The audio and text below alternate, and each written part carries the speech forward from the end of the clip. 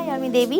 তোমরা সবাই কেমন আছো? আর আমার ছোট্ট একটা মিনি ব্লগে তোমাদের সবাইকে ওয়েলকাম। আর আমি আজ চলে এসেছিলাম আমাদের হাবড়া বাড়িতে এসে আমরা সকাল সকাল বেরিয়ে পড়েছিলাম গাছ থেকে লেবু পাড়ার জন্য। আর এদিকে আছে আমার দুটো দাদা, যারা কিনা খুব মেহনত করছে লেবু পাড়ার জন্য। আর এই লেবু খেলে পেটের লিভার খুব ভালো থাকে। আর এদিকে তাদের বাড়ির ডগগুলো এত ডেঞ্জারাস, আর কি বলবো। ওদের যাওয়ার সাথে সাথে ওরা ডাকা শুরু করে দিয়েছিল, এমন ডাকা শুরু করতে আমাকে কোনোদিন দেখিনি ওরা। আর এই ছোট্ট বাচ্চাটা, এ তো আমাকে ডাকেও না, অবশ্য আমাকে দেখে এত ডাকা শুরু করে দিয়েছে পাশের ডগকে দেখে।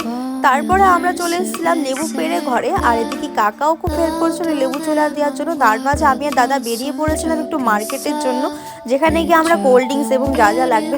আর এই দুষ্টু ছেলেটা হচ্ছে আমার দিদির ছেলে, আমার মনা। আর এদিকে দাদা লেবুগুলো সব ছাড়িয়ে গুছিয়ে গাছিয়ে রাখছে, যাতে আমরা যখন লেবুগুলো ছাড়াবো তখন যেন খুব তাড়াতাড়ি হয়ে পড়ে। আমার সাথে আমার মনাও খুব হেল্প করছে আমাকে লেবুগুলো ছাড়াতে, আর জন্য খুব তাড়াতাড়িও হয়ে যায়। আর রাত্রে ছিল আমার বৌদিভাইয়ের বার্থডে, আমরা খুব বার্থডে সেলিব্রেশন করেছিলাম, যার ফলে আজকে আমাদের পরিবারের প্রায় সবাই একসাথেই ছিলাম। এদিকে লেবু ছোলা কমপ্লিট হয়ে গেছিলো, তার উপর দিয়ে একটু হালকা করে নুন চিট। লেবুটা ছিল মিষ্টি, যার কারণে আমরা লঙ্কা দিইনি, শুধু নুন দিয়েই আমরা খাবো। আর এদিকে দিদি ভাই করছিল রান্না, আর এদিকে বৌদিমণি এইগুলো খোসাগুলো ছাড়িয়েছিল। তারপরে আমি বেরিয়ে পড়েছিলাম মধ্যম গ্রামে উজ্জ্বলদার ফেমাস বিরিয়ানির দোকানে। তোমরা সবাই দেখেছো কম বেশি ফেসবুকে ব্লগিং, যার কারণে আজকে আমি নিচে চলে আসতে বাধ্য হয়েছি, কেননা এখানে দেয় আনলিমিটেড বিরিয়ানি। না, এটা মোটেও ফুড ব্লগিং না। আমি সাইডেই যাচ্ছিলাম, দেখলাম দাদার দোকান, দেখলাম ফাঁকাও আছে, যার কারণে আমি একদম ভিতরে ঢুকে গেলাম। 160 টাকা এক একটা প্লেট, প্লাস একটা ওয়াটার বোতল ফ্রি আছে। আর কোয়ান্টিটি দেখে আমি খুবই মজা পেয়েছি।